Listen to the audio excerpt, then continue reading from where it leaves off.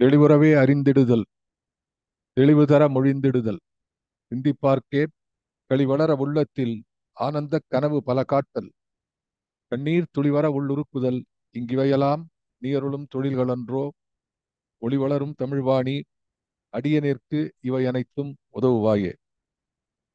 பேரன்புமிக்க பாரதி அன்பர்களே, குவிகம் இலக்கிய அமைப்பு நடத்தி வரும் மகாகவியின் மந்திர சொற்கள் என்ற தொடர் நிகழ்விலே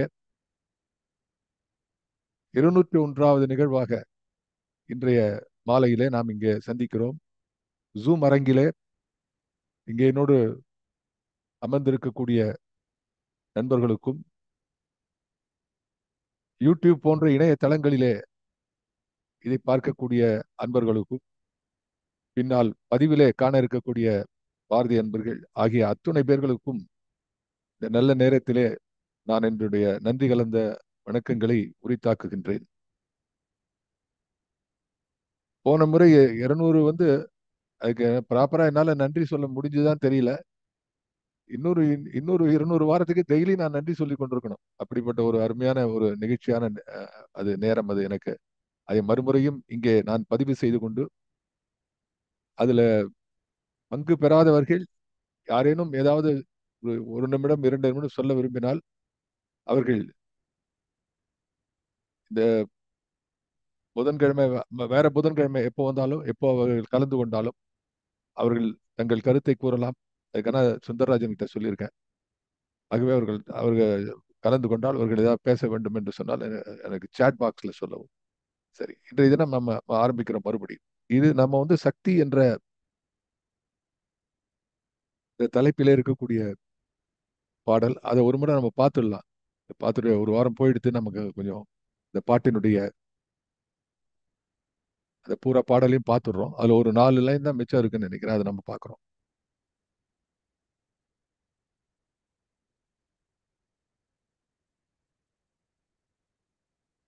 வாழ்வு பெருக்கும் மதியே சக்தி, மாநிலம் காக்கும் மதியே சக்தி, தாழ்வு தடுக்கும் சதிரே சக்தி, சஞ்சலம் நீக்கும் தவமே சக்தி, வீழ்வு தடுக்கும் விரலே சக்தி, விண்ணை அளக்கும் விரிவே சக்தி, ஊழ்வினை நீக்கும் உயர்வே சக்தி, உள்ளத்து ஒளிரும் விளக்கே சக்தி.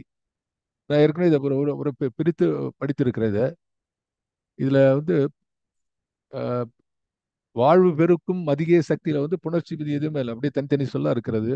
மாநிலம் காக்கும் மதியே சக்தி. அடுத்து அந்த தாழ்வு தடுக்கும் சதியே சக்தி, அந்த அந்த ஒன்று தடுக்கும் சதிர் என்பதுல அந்த புணர்ச்சி அமைந்திருக்கிறது. ஆகவே இதை தாண்டி நம்ம பார்க்கும் பொழுது இதுல நம்ம பார்க்க வேண்டியது, தாழ்வு தடுக்கும் சதிரே சக்தி, சஞ்சலம் நீக்கும் தவமே சக்தி, வீழ்வு தடுக்கும் விரலே சக்தி நாம பேசிக் கொண்டிருந்தோம். இதுல நம்ம தாழ்வு தடுக்கும் சதிரே சக்தி என்பதில் நான் சதிர் என்பது சாதுரியம் அல்லது புத்திசாலித்தனம் அல்லது அறிவு என்றதாக நான் பொருள் சொன்னேன். இது இன்னும் கொஞ்சம் விரிவாக நாம் பார்க்க வேண்டும் இன்றைய தினம். இதுக்கப்புறம் வீழ்வு தடுக்கும் சஞ்சலம் நீக்கும் தவமே சக்தி, அங்கதான் நம்ம சொல்லி நிறுத்தினோம். அடுத்து வீழ்வு தடுக்கும் விரலே சக்தி. இது என்ன வீழ்வு தடுக்கும் விரல் என்றால், விரல் என்பது வல்லினம், வல்லின ரகரம். வீழ்வு தடுக்கும் விரலே என்று சொன்னால் அது ஆற்றல் என்பதை குறிக்கிறது. இப்போ ஒன்று நம்ம ஒரு கவிதையில் எப்படியெல்லாம் நம்ம அணுகுமுறை இருக்க வேண்டும் என்பதற்கு பேராசிரியர் எங்களுக்கெல்லாம் அந்த காலத்துல பேசும்போது சொல்லியிருக்கிறார். அதாவது முன்பின்னாக தொடர்பு பார்த்து மரித்து நோக்கி பார்க்க வேண்டும் என்பது நம்ம தொடர்ந்து நம்ம செய்யக்கூடிய விஷயம். அப்படி பார்த்தா தான் ஒரு கவிதையினுடைய பொருள் தெரியும். ஏன் என்று கேட்டால், அடியார்க்கு நல்லார் போன்றவர்கள் எல்லாம் விளக்க உரை எழுதும்போது, அல்லது வடிவேலு செட்டியார் அவர்கள் திருக்குறள் பற்றி எழுதும் போதெல்லாம் அவர்கள் சொல்லக்கூடிய விஷயம், அந்த கவிதையிலே இருக்கக்கூடிய சொற்களை நீங்கள் மறித்து போட்டு அங்குமிங்குமாக எடுத்து போட்டு அதை பார்த்து அதை எப்படி அந்த பொருள் கூடி வருகிறது என்று பார்க்க வேண்டும் என்றெல்லாம் சொல்லுவார்கள். இதுதான் நம்ம ஒரு அணுகுமுறை. ஆகவே இந்த கவிதையை பொறுத்த வரைக்கும் நான் ஏற்கனவே சொன்னது போல ஆரம்பத்திலிருந்தே நம்ம தொடர்ந்து பார்த்து கொண்டு வருகிறோம். அதுலேயும் ஒரு ஒரு லிங்க், ஒரு அடிக்கும் மற்றொரு அடிக்கும் உள்ள தொடர்பு, ஒரு பர்டிகுலர் ஸ்டான்ஸால இருக்கக்கூடிய ஒரு அழகு, அதனுடைய தொடர்பு, அது எந்த விதமான சக்தி இலக்கணத்தை முன்வைக்கிறது என்றெல்லாம் நம்ம தொடர்ந்து பார்த்து கொண்டிருக்கிறோம். இன்றைக்கு ஒரு சுவையாக இருக்கக்கூடிய செய்தி என்னன்னா, பாரதி பேசுகிறான், தாழ்வு தடுக்கும் சதிரே சக்தி, சஞ்சலம் நீக்கும் தவமே சக்தி, வீழ்வு தடுக்கும் விரலே சக்தி. இதை நம்ம பொருத்தி பார்க்கும் பொழுது முதலிலே வாழ்க்கையிலே தாழ்வு வருகிறது. இந்த தாழ்வு வருகிற நான் சொன்னேன், தாழ்வு வருவதை ஒருவன் புரிந்து கொள்ள வேண்டும். Assess the situation. இங்க ரொம்ப பிராக்டிக்கலா பாரதி பேசுகிறான். இதை நம்ம விளக்கிக் கொள்ள வேண்டும். ரொம்ப முக்கியமான இடம் இது.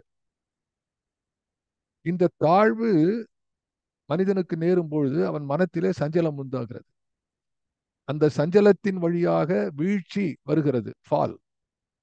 ஃபர்ஸ்ட் ஒரு ஸ்லிப். தாழ்வு என்பது ஒரு ஸ்லிப், ஒரு சறுக்கு. அந்த வாழ்க்கையிலே சறுக்குவதனாலே மனத்திலே ஒரு சஞ்சலம் ஏற்படுகிறது. அது ஒரு மாபெரும் வீழ்ச்சியை கொடுக்கிறது, fall. there is a difference between a slip and a fall. அதனால தான் பாரதி எழுதுகிறான், இந்த சறுக்கலை தடுப்பதற்கு அறிவு வேண்டும். வீழ்ச்சியை தடுக்கும் போது என்ன சொல்றான், வீழ்வு தடுக்கும் ஆற்றலே சக்தி என்கிறான். ஆற்றல் என்பது மிக பெரும் சக்தி, அதுதான் ஆற்றல். ஏன்னா அந்த வீழ்ச்சி என்பது ஃபால் தடுக்கிறதுக்கு you should have more power. இதை கொடுப்பவள் சக்தி என்கிறான். அப்போ சக்தி இதுல நம்ம ஒரு முக்கியமா இந்த இந்த மூன்றுல புரிஞ்சுக்க வேண்டிய விஷயம் நிறைய இருக்குது. அதுல அடிப்படையான விஷயம் என்னன்னா, சக்தி மேனிஃபெஸ்ட் ஹெர்செல்ஃப். தன்னை சக்தி ஒரு உருவமாக, சக்தி உருவ வழிபாடாக இருந்த ஒரு விஷயத்தை, உணர்ச்சி வழிபாடாக இருந்த சக்தி உருவத்தை, வழிபாட்டை பாரதி செயல் வடிவமாக மாற்றுகிறார். The most important aspect.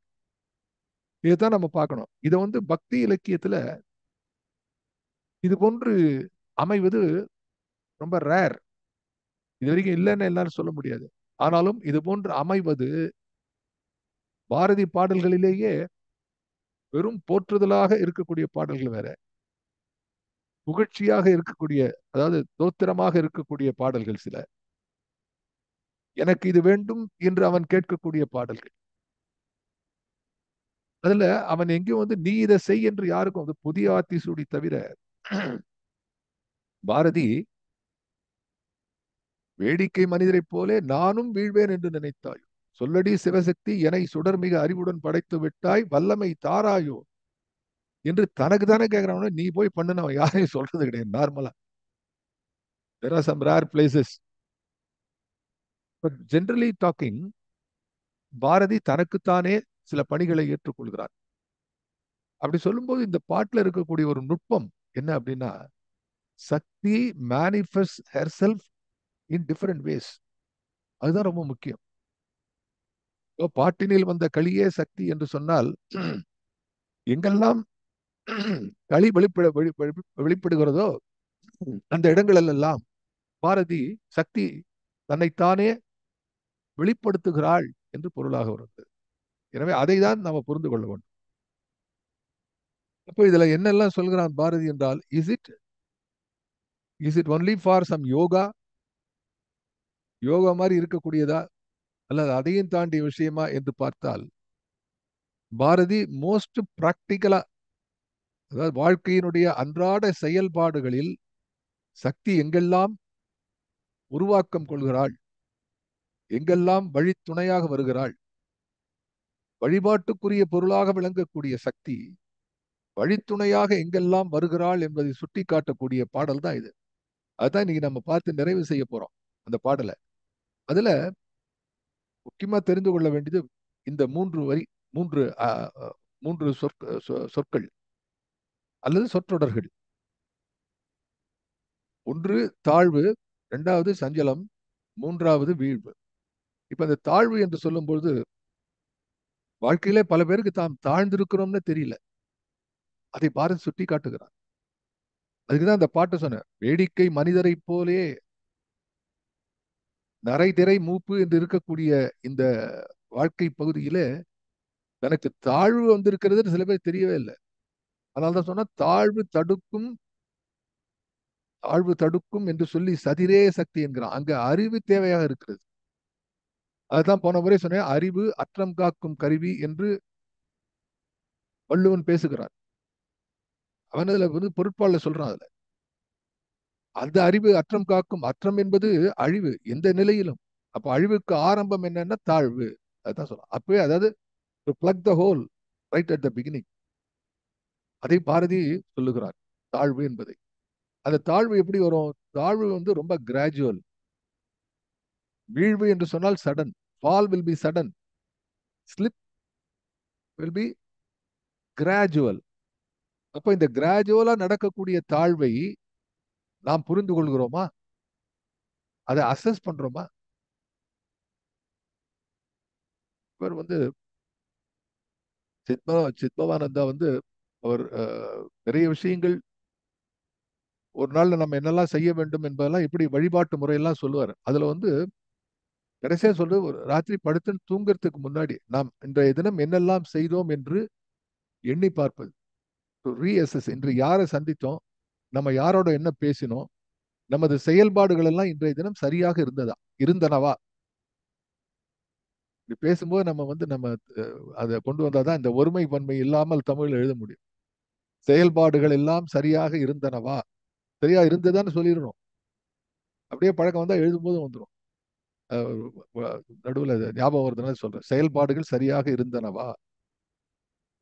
இன்னாரோட பேசினோமே இது சரியா. இன்னைக்கு இதுக்கு ஏதோ ஒரு விஷயத்துக்கு கோவப்பட்டோமே அது சரியா. எதுக்கோ துக்கப்பட்டோமே அது தேவையா.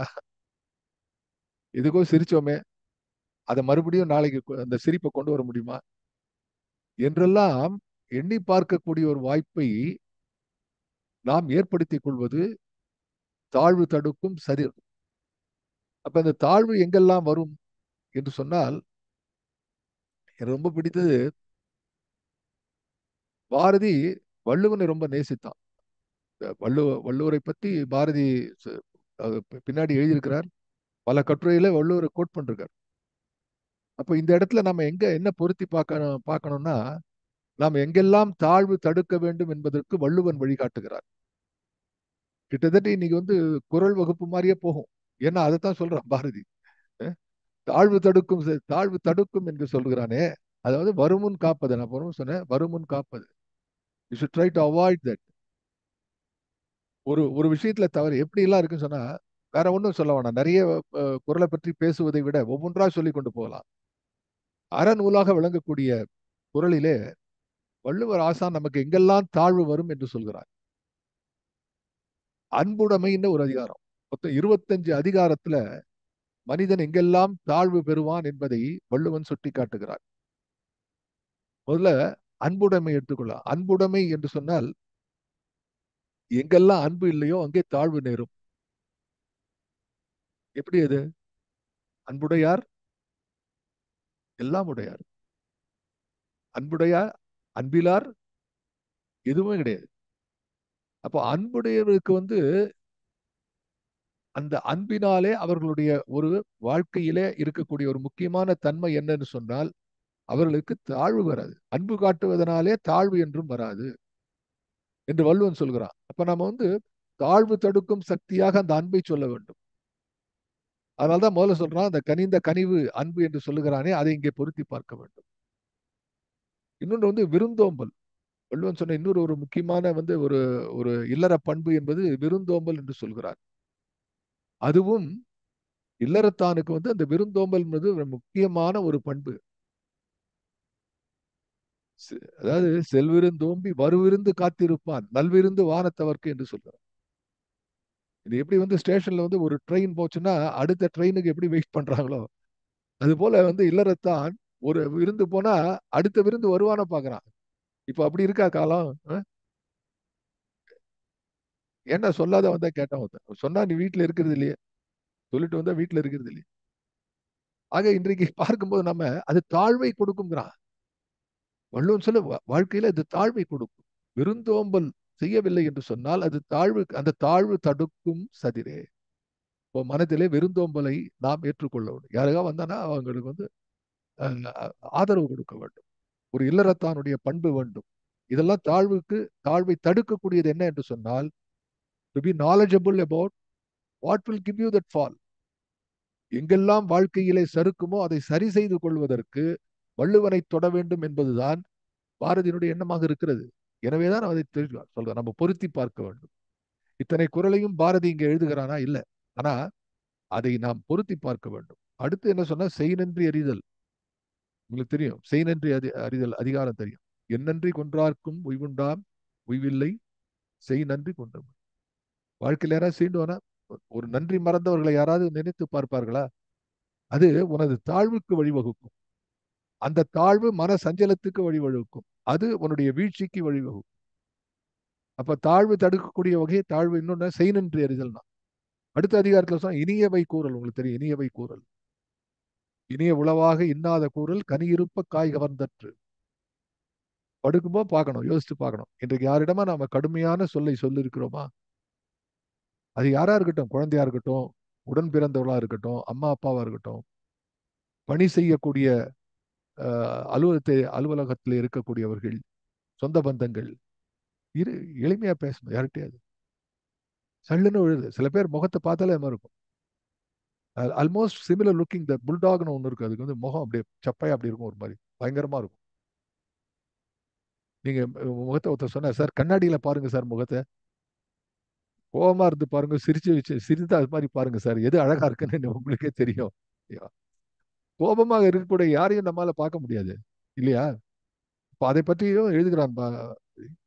இனியவை கூறல்கிறான். வெகுளாமை என்பதிலே அதை பற்றி எழுதுகிறான்.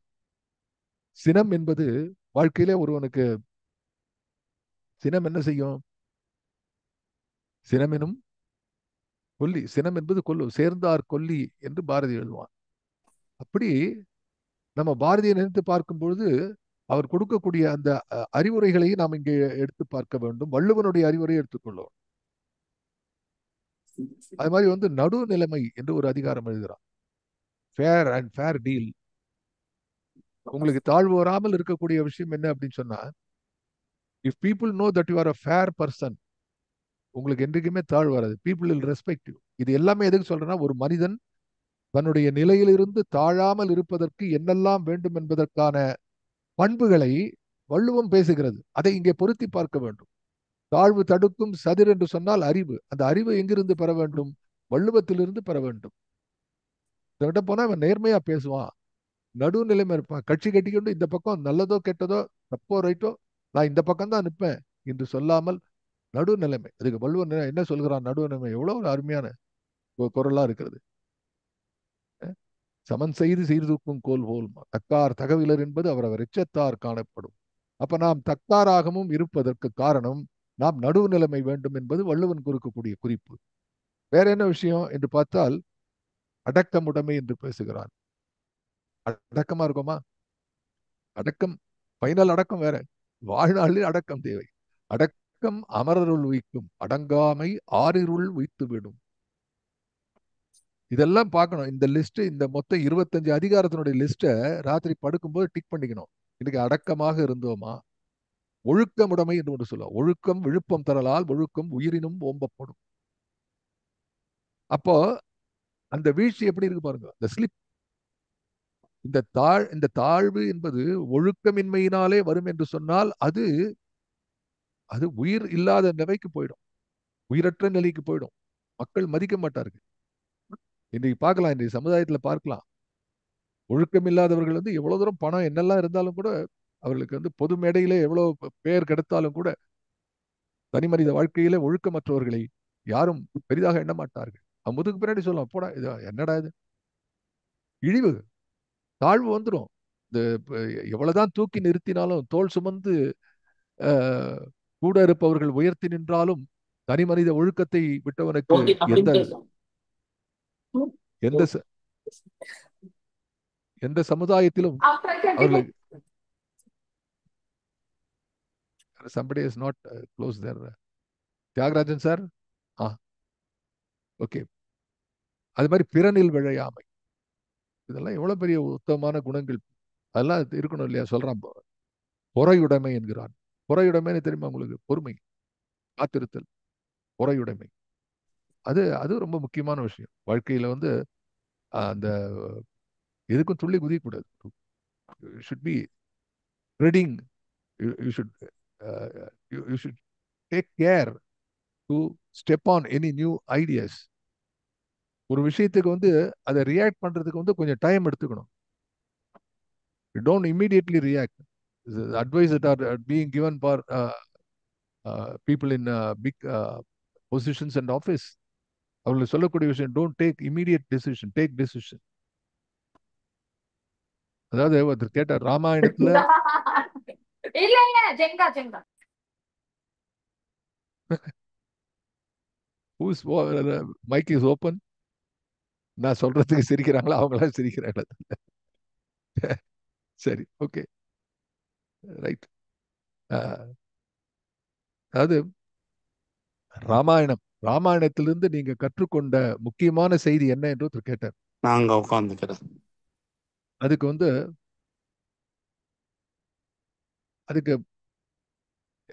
am I audible? எஸ். அதுக்கு ஒருத்தர் சொன்னார், ராமாயணத்துல இருக்க எத்தனையோ செய்தி இருக்கு, அதுல முக்கியமான செய்தி என்ன அப்படின்னா, don't take decision when you are in a stress mood. எந்த டிசிஷன் எடுக்காத. மனம் அமைதியா இருக்கும்போது தான் ஒரு டிசிஷன் எடுக்கணும். அதுல முக்கியமா இருக்கணும் தசரதன் எடுத்த டிசிஷன். தசரதன் ஒரு விஷயத்தை தீர்மானம் பண்றான், வரம் கொடுக்குறான். எப்போ போர்க்களம் நடந்து அந்த போர்க்களத்துல அவன் வந்து கையை ஹெல்ப் பண்ணி அந்த போர்ல வெற்றி பெற்று அந்த உற்சாகத்தின் நிலையில அவன் வந்து ஒரு டிசிஷன் எடுக்கிறான், வரம் கொடுக்குறேங்கிறான். எப்ப வேணா எடுத்துக்கோ, என்ன வேணா எடுத்துக்கோ, எவ்வளவு வேணா எடுத்துக்கோங்கிறான். சொல்லமா அந்த மாதிரி? Is it a wise decision of a king?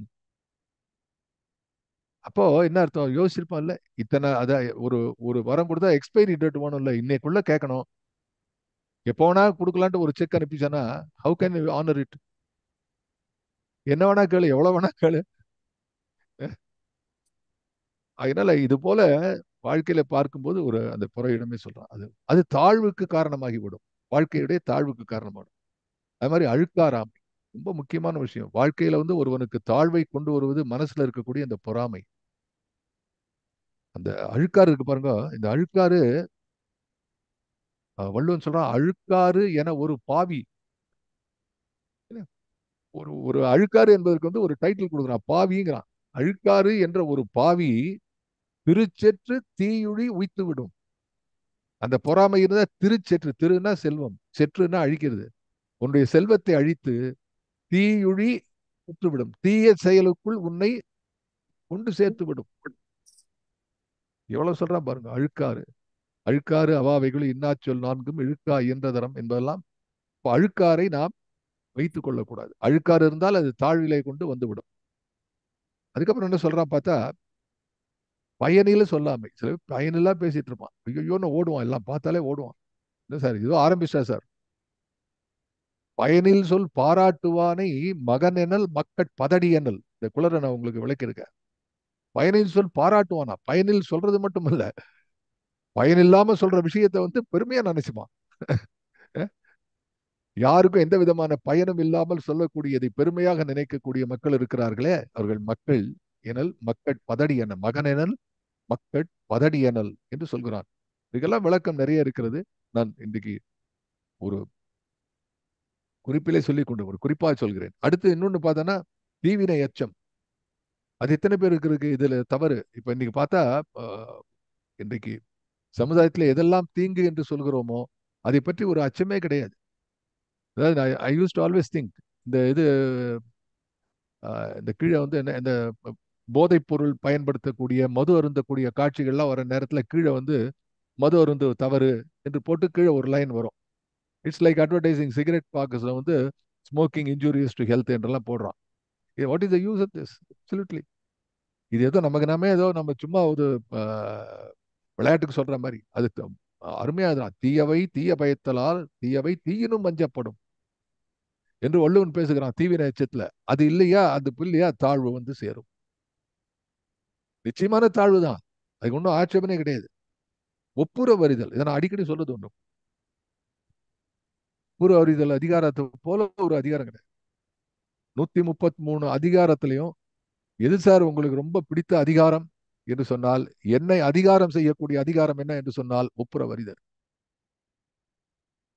அதாவது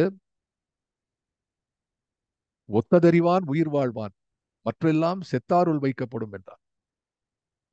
there is a great organic connection. இந்த இந்த சமுதாயத்திலே அத்தனை உயிர்களும் ஒன்றுக்கொண்டு தொடர்புடையதாக இருக்கிறது. This is a great Advaita. அத்வைதத்தை வந்து சொல்லக்கூடிய இடம் எது என்று சொன்னால் வள்ளுவத்துல இது மாதிரி ஒரு குறள் வேற இருக்க முடியாது. ஒத்ததறிவான் உயிர் வாழ்வான். இந்த ஒத்ததறிவான் என்பதற்கு வந்து விளக்கம் மிகப்பெரிய பெருமக்கள் எல்லாம் அருமையா எழுதியிருக்கிறார்கள். அதுதான் ஒத்ததறிவான். எல்லாம் ஒன்னோட ஒண்ணு இருக்கிறது. வீட்டுல ஏதோ ஒண்ணு இருக்கு. யூஸ் டு சே இந்த ஏதோ ஒரு வீட்டுல ஒரு பள்ளி இருக்கு அப்படின்னு சொன்னா அந்த பள்ளி வீட்டுல இருக்கிற பள்ளி இந்த பூச்சி சாப்பிடுறது it cleans you. It's unpaid labour for you. ஒரு பள்ளி இருக்குன்னா உயிர் வாழ்க்கக்கூடிய ஜீவன்கள் அத்தனை உயிர்கள் அத்தனை உயிரற்ற பொருள்களும் இந்த உலகிலே நமக்கு உதவுவதற்காகவே பயன்படுகின்றன. ஒன்றுக்கொன்று உதவி செய்வதற்கு கொள்வதற்காகவே பயன்படுகின்றன. This is greatest idea. அதை வைத்தான். அது தெரியலன்னா தாழ்ந்து போகும். தாழ்வு வந்து சேரும். அடுத்தது என்ன அப்படி தாழ்வு? ஈகை. அவர் சொன்னார் ஈகை என்று சொன்னார்.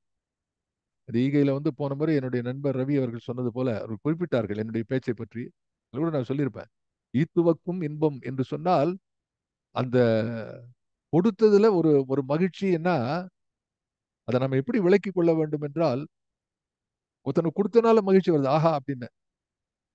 நீ வந்து ஒருத்தங்கிட்ட ஒரு காசு கொடுக்குற, இந்த காசை கொடுத்துட்டு அவன் நமக்கு எதிர்க்கே இப்ப அந்த காசை போயிட்டு ஒரு ஒரு பாட்டில் டாஸ்மாக்ல ஒரு பாட்டில் வாங்குறான்னா நமக்கு மகிழ்ச்சியா இருக்குமா? சொல்லுங்க. அப்போ நம்ம கொடுக்கக்கூடிய பணம் அல்லது உதவக்கூடிய உதவி சரியான இடத்திலே போய் சேருகிறதா, அது பயனுள்ளதாக இருக்கிறதா என்று தெரிந்தால்தான் மகிழ்ச்சி வரும். ஈத்துவக்கும் இன்பம் அறியார்கள் என்று சொன்னால் அப்போ ஈகையிலே ஒரு நுட்பம் அறிவு சதிர் வேண்டும். அதான் தாழ்வு தடுக்கும் சதிர். சார் பணம் கொடுத்து பெரிய வள்ளல் சார் ஓட்டாண்டியா போயிட்டான். அந்த வள்ளலுக்கு ஒரு ஒன்றும் பிரயோஜனம் எல்லாம் போயிடுது. தவறானவர்களுக்கு கொடுக்க கூடாது இல்லையா? ஆக இதையெல்லாம் எண்ணி பார்க்கக்கூடிய வகையிலே ஒரு சொல்லை பாரதி பயன்படுத்த தாழ்வு தடுக்கும் சதிர். நான் அந்த சதிர் என்றதுக்கு தான் விளக்கம் கொடுக்குறேன் இத்தனை நேரம். அந்த சதிர் என்ற சொல்லுக்கு வள்ளுவனை பக்கத்திலே இழுத்துக் கொள்கிறேன். ஈகை சொல்கிறான் அருளுடைமை, எல்லாவற்றிலும் அருளோடு இருக்க வேண்டும் சொல்கிறான். அப்புறம் கூடா ஒழுக்கம் என்று ஒன்று சொல்லுவான் வள்ளுவன். கூடா ஒழுக்கம் எதெல்லாம் தீமையான உலகம் அதை விளக்க வேண்டும் என்று சொல்லுவான். அப்புறம் கல்லாமை, இன்னும் தன் பொருள் மேல ஆசைப்படக்கூடாது. இந்த கல்லாமை பற்றி சொல்லுவான்.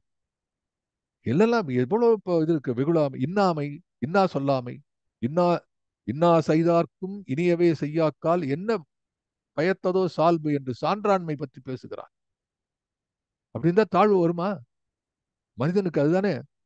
நீ போட்டிக்கு போட்டி ஏட்டிக்கு போட்டி பண்ணிட்டே இருந்தான்னா வந்து அது அவனுக்கு இருக்கிற தாழ்வு உனக்கும் வந்துடும் இல்லையா? அது இல்லாம இருக்கிற சொல்றான். அப்போ தாழ்வு தடுப்பதற்கான வழிகள் இதெல்லாம் அறிவினாலே நாம் தெரிந்து கொள்ள வேண்டும். வருமுன் காக்க வேண்டும். வார்த்தையை சொல்லிட்டா வருமா? எங்க எங்க கல்லூரியிலே ஒரு பேராசிரியர் இருந்தார். ஒரு கூட வேலை பண்ணக்கூட ஒருத்தர் வந்து கடைநிலை ஊழியர். கடைநிலை என்று சொல்வது கூட தப்பு. நான் வெவ்வேறு ஊழியர். அவர் வந்து ஒருத்தர் வந்து தவறா பேசிட்டார். அவன் வாழ்நாள் முழுவதும் மறக்கல. அவர் ரிட்டையர்ட் ஆகிற வரைக்கும் அவனுக்கு மறக்கல சார். அது எவ்வளவு பெரிய ஒரு கொடுமை. அந்த சிலுவையை இவரும் சுமந்து கொண்டிருந்தார். அவர் அப்புறம் ரொம்ப வருத்தப்பட்டார். ஆனா வருத்தப்படுறது வேற விஷயம். நான் வந்து கல்லூரியில முதல்வராக இருக்கும்பொழுது ஒரு நாலு கேட் இருக்கும். 4 கேட்டுக்கும் வந்து இந்த செக்யூரிட்டி இருப்பாங்க. ஒவ்வொன்றுலயும் ரெண்டு ரெண்டு பேர் இருப்பாங்க. 8 ஹவர்ஸுக்கு மாறுவாங்க. அந்த அந்த செக்யூரிட்டி அந்த ஏஜென்சி கிட்ட கேட்டு யாரெல்லாம் என்னைக்கு வராங்கன்னு நான் பேர் வாங்கி வச்சுப்பேன். whenever I pass through for இன்ஸ்பெக்ஷனுக்காக போகும்போது நான் பெயர்களை தெரிந்து கொண்டு அந்த பெயரை சொல்லி தான் கூப்பிடுவேன். இது வந்து ஒரு சாதாரண விஷயம். காசா பணமா ஒன்றும் இல்லை. ஆனா அவர்கள் எவ்வளவு பெரிய அன்பும் மதிப்பும் மென்மேல் வைத்தார்கள் நம்ம வாழ்க்கையில பாக்குறோம். அப்ப வாழ்க்கையிலே தாழ்வு என்பது வந்து செருக்கல். அப்படி நினைப்பான். Small small slip but it lead to great fall. ஐயோ ஒரு நிமிஷம் தெரியாத வச்சுட்டேன் சார் கால அங்க தரையில வந்து எண்ணெய் இருந்து தெரியாத காலை வச்சா வழிக்கு எடுத்துப்பான். இதைத்தான் வள்ளுவன் பேசுகிறான். அப்ப தாழ்வு தாழ்வு அவ்வளவு பெரிய விஷயம் இல்ல, தடுக்கலாம். ஆனா அது ஒரு அறிவு தேவை.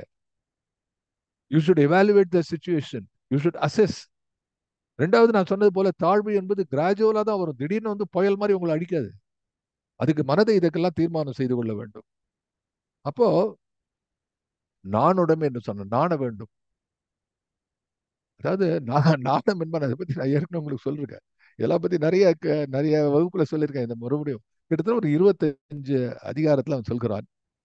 அதுல வந்து ஒன்றே ஒன்றை நான் சொல்லி நான் அடுத்த இதுக்கு போறதுக்கு விரும்புறேன். அதுல ஒண்ணு ஒரு ஒரு அருமையான குறள் உண்டு. என்ன அப்படின்னா, இந்த நடுநிலைமை பற்றி சொன்னேனே, ஒரு நடுநிலைமை உங்க தெரு வீடு இல்ல இதுல என்ன ஆபீஸ் எல்லாத்தையும் நீங்க வந்து ஒரு ஃபேர் டீல் பர்சன் தெரிஞ்சா எல்லாம் பஞ்சாயத்து உங்ககிட்ட வருவான். சார் சொன்னா கரெக்டா இருக்கும். சார் இது நீங்க சொல்றீங்களா? இது சரியா இருக்கா? இது இது இந்த இந்த வந்து ஒரு ஒரு பண்பை வளர்த்துக் கொள்வதும் இந்த பண்பை சமுதாயம் மதிப்பதும் எவ்வளவு பெரிய விஷயம். அதான் இந்த character is ultimate. If character is lost everything is lost in one. If money is lost nothing is lost. You can always. If health is lost something is lost. You have to attend to that. But if character is lost everything is lost. அதுக்கு அந்த வழியை வந்து சொல்றான். அதுதான் தாழ்வு என்பது அந்த குணநலனை பற்றி. அப்போ இதுல அவன் சொல்லக்கூடிய விஷயம் பாருங்க. ஒரு நடுநிலைமையில எனக்கு ரொம்ப பிடித்த குரல். நடுநிலைமையிலேயே ரொம்ப எனக்கு ரொம்ப பிடிச்ச மாதிரி ஒப்புரவு வருதல் நடுநிலைமை ஆல்சோ எல்லா குரலும் தான் பிடிக்கும். அதுதான் கெடுவாக வையாது உலகம் நடுவாக நன்றிக்கண் தங்கியான் வாழ்வு. ஏய் நீ நடுநிலைமையில வள்ளுவன் சொல்றான். ஏய் நீ நடுநிலைமையாக இருந்தான் என்று சொன்னால் நீ தாழ்ந்து போனாலும் உன்னை இந்த வையம் வையாது. தாழ்வு தடுக்கும் சதிரே சக்தியில வந்து ரெண்டு எண்டு பாருங்க. ஸ்பெக்ட்ரம். ஒன்று தாழ்வை எப்படியெல்லாம் தடுக்க வேண்டும் என்று வள்ளுவன் அறிவு செய்கிறார். மூன்றாவது இந்த நடுநிலைமை என்ற ஒரு பண்பு மட்டும் உன்னிடம் இருந்தால் அப்படி தப்பி தவறி தாழ்வு வந்தாலும் உன்னை இந்த உலகம் வையாது, தூற்றாது. ஐயோ சார் நல்ல வேண்டாம், ஏதோ வாழ்க்கையில யானைக்கும் அடிசருக்கும் என்பது போல அவன் வீழ்ந்து விட்டான். பாரதி எழுதுறான், அறத்தினால் வீழ்ந்து விட்டாய். பெல்ஜியத்தினை பற்றி பாரதி எழுதுகிறான். ஏண்டா அறத்தினால் உன்னை தாண்டி அடுத்த நாட்டுக்கு போய் அவனை வந்து சுட்டு கொல்லுவேங்கிறான். இல்ல கூடாது, அந்த அவனை துன்புறுத்தாது என்று சொல்லி நீ பகைமையே இல்லாத நீ அவனுக்கு பாதுகாப்பாக நின்று அறத்தினால் வீழ்ந்து விட்டாய் என்று பெல்ஜியத்துக்கு பாரதி வாழ்த்து பாடுகிறான். இருக்கிற கூத்துல இத்தனையும் இருக்கிற 39 வயசுல ஏற்கனவே இங்கேயே பிரச்சனையா இருக்கு. இத்தனை பிரச்சனைக்கு நடுவுல உலகத்தை பார்க்கிறான். உலகிலே பெல்ஜியம் என்று ஒரு நாடு அறத்தினாலே அந்த போர்க்களத்திலே செல்கிறது. அவனுக்கு அந்த வேர்ல்டு வார்ல அவனுக்கு வேலையே கிடையாது. அவன்கிட்ட யாரும் மேல். ஆனா அவனை தாண்டி செல்ல வேண்டும் என்ற அந்த எதிரி நாடு நேச நாடுகளுக்கு பாதுகாப்பாக நான் நிற்கிறேன், என்னை தாண்டி போகக்கூடாது என்று சொல்லக்கூடிய பெல்ஜியத்தை வாழ்த்துகிறானே. அதுதான் பாரு. அதுதான் வந்து என்ன சொல்றது, இந்த இந்த குரலுக்கு தான் நம்ம ஓமையா சொல்லணும். கெடுவாக வையாத உலகம், அதை தவறு என்று சொல்லாது. நடுவாக நன்றிக்கண் தங்கியான் வாழ்வு. நடு நிலைமையிலே நின்றவனை என்றும் பாராட்டும். பாரதி பாராட்டுகிறான் பெல்ஜியத்தை. அது போல வந்து இந்த தாழ்வு தடுக்கும் இந்த சக்தி தாழ்வு வருகிறது. அந்த தாழ்வு வந்த போது மனத்திலே சஞ்சலம் ஏற்படுகிறது. அடுத்து அதான் சஞ்சலம் நீக்கும் தவமே சக்தி. மனம் அமைதி இல்லாத ஒரு நிலை வருகிறது. அதன் பிறகு வீழ்ச்சி வருகிறது. ஆனா அந்த வீழ்ச்சி வரும்போது அந்த வீழ்ச்சியை தடுக்கக்கூடியதற்கு ஒரு மிகப்பெரிய ஆற்றல் தேவை என்று சொல்கிறான். அப்ப அந்த அந்த அந்த ஃபார்முலா எப்படி வருதுன்னு சொன்னா, முதல்ல தாழ்வு, அதனாலே ஏற்படக்கூடிய சஞ்சலம், அதனாலே ஏற்படக்கூடிய வீழ்ச்சி. இந்த மூன்றிலும் பாதுகாப்பாக சக்தி தன்னைத்தாலே உருவாக்கம் செய்து கொள்கிறார். சக்தி மேனிஃபெஸ்ட் இன் டிஃபரெண்ட் மேனர். அப்ப அதுல பியூட்டி என்ன அப்படின்னா, சக்தி உனக்கு எது தேவையோ அது. தலைவலி வந்தா தலைவலி மாத்திரையா வரணும், வயிற்று வலி வந்தா வயிற்று வலி மாத்திரை சாப்பிடணும். அது போல வந்து உனக்கு என்ன பிரச்சனை இருக்கோ அதுக்கு ஏற்றது போலே வரக்கூடிய ஒரு உருவாக்கமாக சக்தி மேனிஃபெஸ்ட் ஹெர் செல்ஃப். அப்போ இந்த வீழ்ச்சியை பற்றி சொல்ல ஒரே ஒரு ஒரு அதிகாரத்துல இரண்டு நிலையிலே பாரதி பேசுகிறான். ஐ மீன் வள்ளுவன் பேசுகிறான். அதை பாரதியும் தன்னுடைய கட்டுரையிலெல்லாம் சுட்டி காட்டுகிறான். மானம் என்று ஒரு இது அதிகாரம். அதுல ரெண்டு குறள் சொல்றேன். அது சொல்லிட்டு தான் நம்ம அடுத்த லைனுக்கு போகணும். தலையின் இழிந்த மயிரனையர் மாந்தர் நிலையின் இழிந்த கடை. ஒரே அதிகாரத்துல ரெண்டு இடத்துல மயிர் என்ற சொல்லை பாரதி பயன்படுத்துகிறார். பிற்காலத்திலே அது வந்து ஒரு அவமதிப்பு சொல்லாக மாறினாலும் அதனுடைய பொருளாக நம்ம பார்க்க வேண்டியது. தலையின் இழிந்த மயிரனையர் மாந்தர் நிலையின் இழிந்த கடை. தாழ்வு. இந்த தாழ்வு, சஞ்சலம், வீழ்வு என்ற இந்த மூன்று லைனுக்கு அதுதான். தலையிலே முடி இருக்கிறது. இந்த முடி மயிர் ரோமம் இருக்கிறது. அது அது வந்து எங்க இருக்கிறது? தலையிலே இருக்கிறது. ஒரு மனிதன் மிக உயர்ந்த நிலையிலே, இந்த மனித உடலிலே மிக உயர்ந்த நிலையிலே அந்த முடி இருக்கிறது. அதுக்கு எவ்வளவு பெரிய அதுக்கு வந்து வரவேற்பதுக்கு அதுக்கு எவ்வளவு பெரிய பாராட்டெல்லாம் கொடுக்கிறார்கள். அதை எப்படியெல்லாம் போஷிக்கிறார்கள். பேராசிரியர் நாகநந்தி சொல்லுவது இதெல்லாம் திருக்குறள் வகுப்புல எனக்கு ஞாபகம் வருது. ரொம்ப அருமையா சொல்லுவார் அதெல்லாம் பத்தி. எப்படியெல்லாம் ஷாம்புலாம் போட்டு அதை வந்து எப்படி எல்லாம் தேய்ச்சி எப்படி எல்லாம் பண்றாங்க, அதை வளர்க்குறாங்க. அது இல்லைன்னா வருத்தப்படுகிறான். அந்த வருத்தத்தினாலே இன்னும் முடி போகிறது. அஹ் முடி என்பது பேரு, அதுக்கு பேரு முடி இழந்த மன்னன் போல. அந்த முடிக்கு அவ்வளவு பெரிய விஷயம் இருக்கிறது. அது பெரிய ஒரு அழகு இருக்கிறது. அதை பற்றி எத்தனை பேர் பாடி இருக்கிறார். கருங்கூந்தல், கார்கூந்தல், என்ன எத்தனை கவிதைகள் என்னெல்லாம் இருக்கிறது. காளிதாசன் இருந்து கம்பன் வரை, பாரதி வரை அதை பேசியிருக்கிறார். கூந்தல் பற்றி இருக்கான். சிந்தனையே குழல் என்று உடையாள். பாரதி குழலுக்கு என்ன தெரியுமா உதாரணம் சொன்னான்? சிந்தனை என்று சொன்னான். சிந்தனை எப்படி இருக்கும்? சிந்தனையை எடுக்கலாம், தொடுக்கலாம், கட்டி முடியலாம், இன்னொரு அதை அழகுபடுத்தலாம். இது போல கூந்தலை அது அழகா இருந்தானா அப்படியே வெவ்வேறு விதமா அதை போட்டுக் கொள்ளலாம். அது மேல அழகு பண்ணலாம், அதை பாதுகாக்கலாம், பிரிக்கலாம், அனலைஸ் பண்ணலாம். இப்படி சிந்தனையே குழல் என்று அப்படி சொல்லக்கூடிய அந்த தலையில இருக்கக்கூடிய அந்த மயிர் இருக்கிறதே, அது கீழே விழுந்த அடுத்த நிலையிலே அதை தூக்கி போட்டுருவான். ச்சே, ஐயோ, அவமதிப்பு. அப்போ வாழ்க்கையிலே இந்த தாழ்வு வந்து மானம் இல்லாத ஒரு செயல். இந்த 25 அதிகாரத்துல அவன் சொல்லக்கூடியது இன்னும் இருக்கிறது. ஆனா 25 ரொம்ப முக்கியம். இந்த 25 அதிகாரத்துல நான் சொன்ன இந்த விஷயத்த, அதாவது அறந்த ஊழ் தாண்டி அதுக்கு முன்னாடி இருக்கிற வரைக்கும் எல்லாத்தையும் சேர்த்துக்கலாம். அப்புறம் பின்னாடி பொருட்பாடுல சில அதிகாரங்களை சேர்த்துக்கலாம். துறவரத்துக்கு சொன்னதை விட்டுடலாம். வாழ்க்கைக்கு தேவையா இருக்கிறது பார்த்தா இந்த 25 இல்லைன்னா தலையின் இழிந்த மயிரனையர். வாழ்க்கையில வந்து இந்த நிலையின் இழிந்த கடை, ஒவ்வொருக்கும் ஒரு நிலை இருக்கிறது. தன்னுடைய நிலையிலிருந்து இழிகிறான் என்பதுதான் தாழ்வு. That is the definition for that. இதே மானம் என்ற அதிகாரத்துல அடுத்த ஒரு லெவல் சொல்றான். இந்த தாழ்வு வரும்போது இந்த தலையிலே இருக்கக்கூடிய முடிக்கு எவ்வளவு பெருமை இருந்ததோ அத்தனை சிறுமை அது தன்னுடைய நிலையிலிருந்து கீழே போனா அந்த சிறுமை வந்து விடுகிறது. இது ஒரு நிலை. எக்ஸாக்ட். அதாவது நான் சொல்வது உண்டு, நான் சொல்லக்கூடாது, பேராசிரியர் அவர்கள் கற்றுக் கொடுத்தது. ஒவ்வொரு குறளிலும் 3 லெவல் இருக்கும். ஒரு ஒரு குற்றம் என்று சொன்னா அதுல வந்து முதல் நிலை, கடைசியில் ஹையஸ்ட் லெவல். ஒருத்தருக்கு யாருக்கா கொடுத்து ஹெல்ப் பண்ணோம்னா அதுல வந்து ஒரு ஒரு நிமிஷம், அதாவது கையில இருக்கிறத கொடுக்கணும், வெளியில இருந்து வாங்கி கொடுக்கலாம், உயிரையே கொடுக்கலாம். இப்படி 3 கிரேடு வச்சிருப்பான். அதுல வந்து மானத்துல வந்து மிக முக்கியமான ஹையஸ்ட் கிரேடு வந்து மயிர் நீப்பின் உயிர் வாழா கவரிமா அன்னார், உயிர் நீப்பர் மானம் வரின். இங்க வந்து குறளை சரியா புரிஞ்சுக்கணும். மானம் வரின் என்று சொன்னா மானம் வந்துடுறதுன்னு அர்த்தம் இல்லை, மானம் போச்சுன்னு அர்த்தம். குறளை படிக்கும் போது ஜாகிரதையா படி. மானம் வரின்னா மானம் போயிடுது. அதே மாதிரி இந்த குறள்ல நீங்க கவரிமா என்று நான் ஞாபகம் வச்சுக் கொள்ளுங்கள். கவரிமான் அப்படின்னு சில பேர், ஏன்னா மூவா எல்லாம் புலியூர் கேசிகன், இல்ல இப்போ அப்புறம் சாலமன் பாப்பையா, கருணாநிதி போட்டு எல்லாருடைய பேரும் வருகிறது. எல்லாரும் கவரிமான் என்று எழுதுகிறார்கள். அதுல நீங்க போய் பார்த்தா தெரியும். அது அது தவறு. கவரிமான் என்பது தவறு. கவரிமா. மா என்றால் விலங்கு, கவரி என்றால் சடை, உடலிலே சடை உள்ள யாக் என்ற திபெத்திலே இருக்கக்கூடிய அந்த எருமையைத்தான் இது குறிக்கிறது என்பது ஆராய்ச்சியாளர்கள் முடிவு செய்திருக்கிறார்கள் என்பதை ஒரு உபரி கூடுதல் தகவலாக உங்களோடு பகிர்ந்து கொள்கிறேன். என்ன நண்பர் துரை தனபாலன் போன்றவர்கள்லாம் திருக்குறளில் ஆழ்ந்து கிடக்கக்கூடிய பெருமக்கள் இருக்கிறார்கள். அதனால் அவர்களுக்கு தெரியும். தெரியாதவர்களுக்கு சொல்றேன், தகவலா சொல்றேன். அப்படி அது கவரிமான்னா யாக் மட்டும் இல்ல. யாக்க உதாரணம் சொன்னார்கள். டேக் ஃபார் எக்ஸாம்பிள் போலார் பேர். ஒரு எக்ஸ்பெரிமெண்ட் பண்ணான். போலார் பேரை வந்து அப்படியே கையில கழுத்துல ஒரு செயின் போட்டு அப்படியே அழிச்சுன்னு வந்தான். அழிச்சுன்னு வந்தா அதை வந்து அந்த அந்த ஆர்டிக் ஜோன்ல இருந்து அதை எடுத்துக்கொண்டு வரும்போது கிட்டத்தட்ட டிராபிக்கலுக்கு வரும்போது அது செத்தே போயிடுது. உயிரோட இருக்காது. ஏன்னா அதனுடைய உடல்நிலைக்கு தக்கவாறு அது வந்து அந்த அந்த சடை இருக்கிறது. வெப்பநிலையில அந்த சடை இருந்தாலே அது அது வந்து அதுக்கு யமனாக மாறிவிடும். அது போட்டுக்க முடியாது.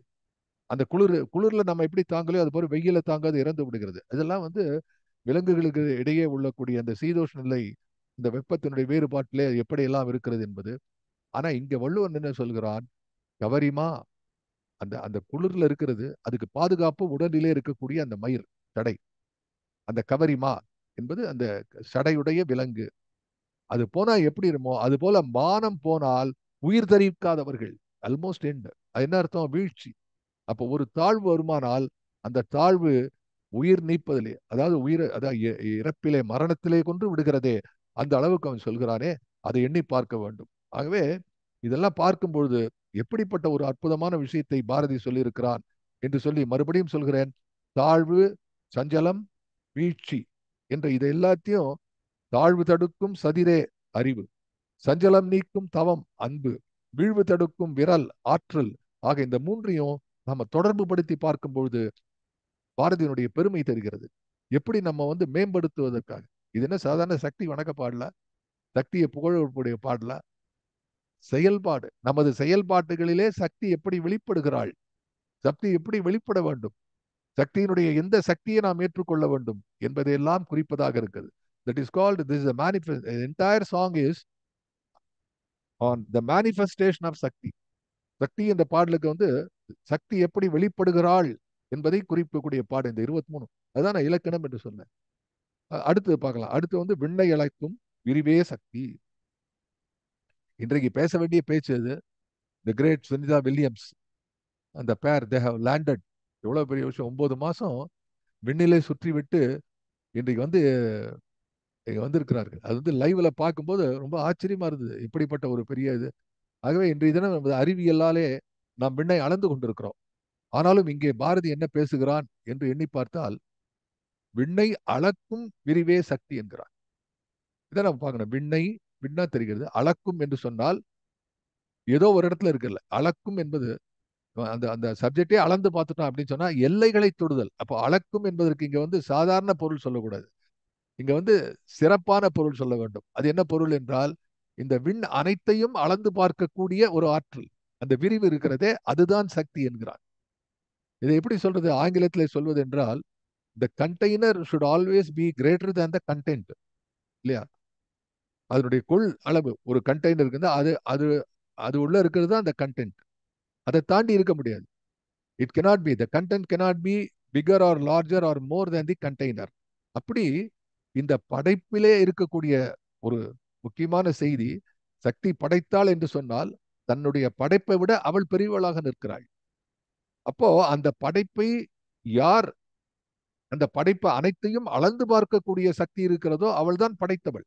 அப்ப இங்க என்ன சொல்ல வருகிறான் பாரதி என்றால், விண்ணை அளக்கும் விரிவே சக்தி என்றால் இதை படைத்தவள் சக்தி. இந்த படைப்பு அனைத்திலும் நிற்கக்கூடியவள், இந்த படைப்பை பராமரிக்கக்கூடியவள். Suppose you are going to maintain some area, you should know the circumference. அதனுடைய சுற்றளவு என்ன நமக்கு தெரியணும். அதனுடைய அகல நீளங்களை தெரிந்தால்தான் அதை பற்றி அதை பராமரிக்க முடியும். இப்படி இந்த சக்தி என்பவள் விண்ணை அளக்கும் விரிவே சக்தி. இந்த விரிவு, இதுல என்ன நம்ம புரிந்து கொள்ள வேண்டும் இந்த சக்தியை. இந்த சக்தி எப்படிப்பட்டவள்? இந்த விண் என்பதை, இந்த விண்ணுடைய விரிவா எங்கெல்லாம் அந்த விண் இருக்கு, ஸ்பேஸ் இஸ் வித்தின் அஸ் என்று சொல்கிறார். அப்ப இந்த நமது உள்ளத்திலே, நமது செயல்பாடுகளிலே என்னெல்லாம் எல்லைகள் இருக்கின்றனவோ, what is the maximum extent that you can do, அது அனைத்திலும் நமக்கு உறுதுணையாக நிற்பவள் சக்தி என்று நாம் பொருளை எடுத்துக்கொள்ள வேண்டும். விண்ணை அளக்கும் விரிவே சக்தி, விண்ணை விட பெரியவள் சக்தி. அந்த சக்தி இருந்தது. அதாவது முக்காவாசி பாடல வந்து பாரதி சொல்லக்கூடிய சக்தி பாடல் எல்லாத்தையும் விண்ணு வந்துடும். எப்படியும் விண்ணுமாய் மண்ணுமாய்ங்கிறது வரும் அவளுக்கு. ஸோ இந்த விண்ணை அளக்கும் விரிவே சக்தி. அப்போ மண்ணை பத்தி சொல்லியே சார் என்று கேட்கக்கூடாது. அப்ப இன்னொரு சுருங்க சொல்லுதல். அதாவது கவிதையில் இது ஒரு அழகு. விண்ணை அளக்கும் விரிவே சக்தி என்று சொன்னால், இந்த விண் என்பது does not denote only the sky. மேல இருக்கக்கூடிய விண் என்பது மட்டுமல்ல, எங்கெல்லாம் விரிவு இருக்கு, விண்ணிலிருந்து மண் வரை. விண் என்று சொன்னால் இந்த உலகம் என்று நாம் எடுத்துக்கொள்ள வேண்டும். விண்ணெல்லாம் பறந்தான் என்று சொன்னா இங்க ஒன்றுதான் அர்த்தம் இல்லை. இப்ப இந்த விண் என்பதற்கும் நம்ம வந்து சிறப்பு பொருளை எடுத்துக்கொள்ள வேண்டும். ஒவ்வொரு சொல்லுக்கும் வந்து உரி பொருளாக சில கூட இருக்கும், இன்னும் சிறப்பு பொருளாக இருக்கும். இப்ப நம்ம சிறப்பு பொருளை எடுத்துக்கொள்ள வேண்டும். விண் என்பது எல்லாவற்றும் அனைத்தும் என்ற பொருளிலே இங்கே வருகிறது. அப்ப அனைத்தையும் அளக்கக்கூடிய விரிவு, அந்த இது, அந்த ஒரு விரிவு இருக்கிறதே, அந்த அந்த அந்த பெருமை என்று சொல்ல வேண்டும். அந்த அந்த பெரிய அந்த படைப்பை விட தான் பெரிதாக நிற்கக்கூடிய படைப்பாளி இருக்கிறானே, அதுதான் சக்தி என்று சொல்கிறார். அடுத்தது பார்க்கும்போது, ஊழ்வினை நீக்கும் உயர்வே சக்தி. ரொம்ப ஒரு, இப்போ நம்ம பார்க்கும்பொழுது இதுவரை சொல்லி கொண்டு வந்ததுல நம்ம செயல்பாடுகளை சொல்லி கொண்டு வருகிறார். முதல்ல ஆரம்பத்திலிருந்து பார்க்கும்போது, துன்பமில்லாத நிலையே சக்தி, தூக்கமிலா கண் விழிப்பே சக்தி என்றெல்லாம் ஆரம்பிக்கும் போது அந்த அந்த ஒரு ஸ்டான்ஸால அதை சொல்கிறார். அடுத்த ஸ்டான்ஸால சக்தியினுடைய மற்ற மற்ற திறங்களையும் ஆற்றல்களையும் சொல்கிறார். எண்ணத்திலே எப்படி நிற்கிறாள், எப்படி வந்து அவ வந்து பாட்டிலே நிற்கிறான், பாட்டிலே வந்த களி என்றெல்லாம் பலவிதமாக பேசுகிறான். இங்கேயும் கூட நான் சொன்னது போல இந்த பாட்டிலே டைரக்டா செயல்பாட்டுக்கு வந்து விடுகிறான். அதுல கூட போன இதுல கூட சாம்பரை பூசி மலைமிசை வாழும் அந்த சங்கரன் அன்பு தழிலே சக்தி என்று பேசுகிறானே, அது கூட வந்து ஓரளவு உயர்வு நிகழ்ச்சியாக தெய்வ வந்த வந்த வந்தனையாக தெய்வத்தை போஷிப்பதா இருக்குது. ஆனா இதுல பார்க்கும்பொழுது முதல்ல இருக்கக்கூடிய இந்த இந்த 4, 5 வரிகள் இருக்கின்றனவே, அது முழுக்க முழுக்க நம்மை செம்மைப்படுத்துவதற்காக இருக்கக்கூடியது. நமது அன்றாட வாழ்நாளிலே நம்ம எப்படி வந்து சக்தி தன்னைத்தானே உருவாக்கி கொள்கிறாள் என்பதை பாரதி பேசுகிறார். அப்போ இது எதுவுமே இல்லை. இப்போ whenever you are thinking, ஒரு நல்ல டிசிஷன் எடுத்தீங்கன்னா அங்க சக்தி இருக்கிறாள். You think like that. Shakti வேண்டி ஒரு நல்ல டிசிஷன் எடுக்கிறோங்கிறது ஒண்ணு. ரெண்டாவது, நாம் எப்போதெல்லாம் நல்லது செய்கிறோமோ அங்கெல்லாம் சக்தி இருக்கிறாள். நீ இப்படி பார்க்கணும் அது. நீ எங்கெல்லாம் வந்து சரியான முறையிலே வாழ்க்கை உன்னுடைய நிலையிலே தாழாது நிற்கிறாயோ அங்கெல்லாம் சக்தி வெளிப்படுகிறாள். எப்படின்னா, அதாவது சொல்றோம்ல சாமா, ஒரு ஒரு சின்ன குழந்தையுடைய புன்னகையிலே இறைவன் இருக்கிறான். அந்த சிரிப்பிலே, அந்த அன்பிலே இறைவன் இருக்கிறான்னு சொல்லும்போது எப்படி நமது செயல்பாடுகளிலே இறை எப்படி தன்னைத்தானே உருவாக்கம் செய்து கொள்கிறது. How the divine manifest it self. அந்த மேனிஃபெஸ்டேஷன் தான் இங்க சொல்றான். ஆனா கடைசியில் இருக்கக்கூடிய இந்த 3 அடிகள் இருக்கின்றனவே, இது அந்த எல்லையற்ற தன்மையை காட்டுகிறது. ஒன்று விண் என்று சொல்கிறான், இன்னொன்று ஊழ்வின் என்று சொல்லுகிறான். இந்த ஊழ்வினையும் விண்ணை போலத்தான். அதுல என்ன வித்தியாசம் அப்படின்னா, ஊழ்வினை என்பது பிறப்புதோறும் வரக்கூடியது, ஒரு பிறவி மட்டுமல்ல. இதுவரைக்கும் இந்த இந்த வாழ்க்கையில இருக்கக்கூடிய செய்திகள், இந்த வாழ்க்கையில இருக்கக்கூடிய செயல்பாடுகள், இந்த வாழ்நாளிலே இருக்கக்கூடிய எண்ணங்கள், இதனுடைய நெளிவு சுழிவுகள், ஆழ அகலங்கள், ஏற்ற இறக்கங்கள், எதிர்பார்ப்புகள், இதையெல்லாம் பற்றி சொல்லக்கூடிய பாரதி இந்த இடத்துல வரும்பொழுது, ஊழ்வினை பற்றி பேசும்பொழுது மறுபடியும் அவன் வள்ளுவரையே தான் தொடுகிறான். ஆக வள்ளுவரை தொடாத இந்த இந்த பார்க்கும்போது, இந்த ஸ்டான்ஸா பார்க்கும்போது எனக்கு உள்ளத்துல பூரா பூரா வள்ளுவன் தான் பாரதியினுடைய வரிகளிலே வந்து சேர்கிறார். அதுல ஊழ்வினை நீக்கும் உயர்வு, அதை வந்து பாருங்க, இந்த வினைச்சொல் தான் பார்க்கணும். இந்த சொற்கள் நீக்குகின்ற, நீக்கும், அது மாதிரி விரிவு உயர்வு என்று சொல்லும் போது இந்த இடத்துல ஊழ்வினை நீக்கும் என்று சொன்னார். ஊழ்வினை தடுக்கும் என்று சொல்லல, ஊழ்வினை அழிக்கும் என்று சொல்லல, ஊழ்வினை நீக்கும் என்று சொல்கிறான். நீக்கும் உயர்வே சக்தி. அதுக்கு என்ன பொருள் என்று சொன்னால், ஊழ்வினையை வந்து அழிக்க முடியாது.